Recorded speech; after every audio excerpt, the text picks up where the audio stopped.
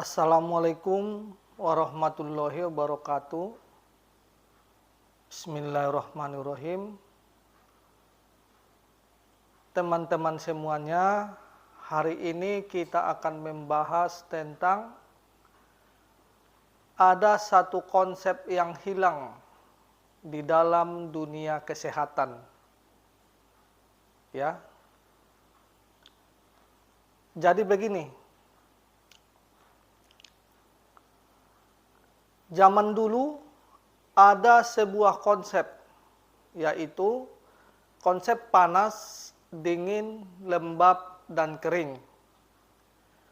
Konsep ini sudah dibahas di kedokteran Muslim atau para ulama zaman dulu.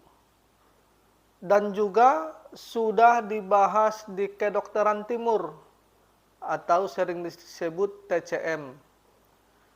Tetapi di kedokteran modern sekarang atau di kedokteran barat, konsep ini tidak dibahas. Akhirnya, seiring berjalannya waktu, konsep ini menghilang. Setelah konsep ini menghilang, akhirnya ada beberapa orang yang menemukan konsep ini lagi.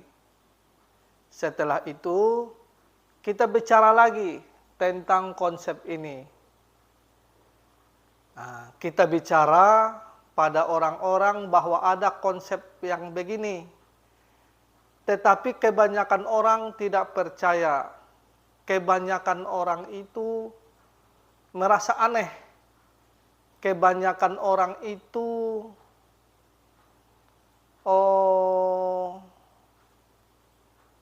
merasa heran.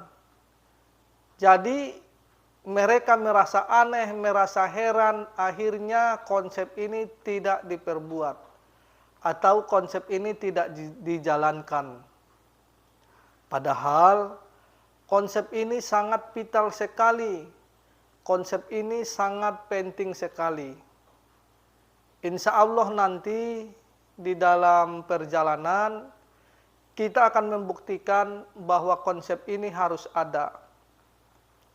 Insya Allah nanti di dalam perjalanan, kita akan membuktikan bahwa konsep ini memang sangat penting sekali.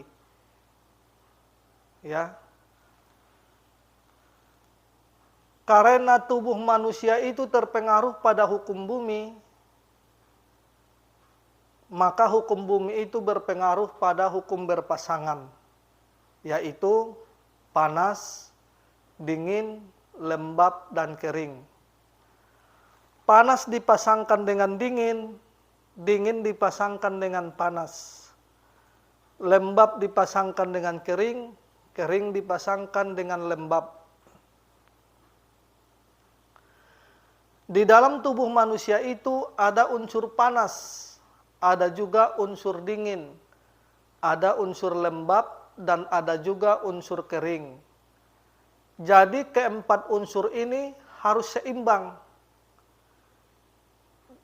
Ketika terjadi ketidakseimbangan di empat ini, atau terlebih di salah satu, atau kurang di salah satu, maka akan menimbulkan penyakit.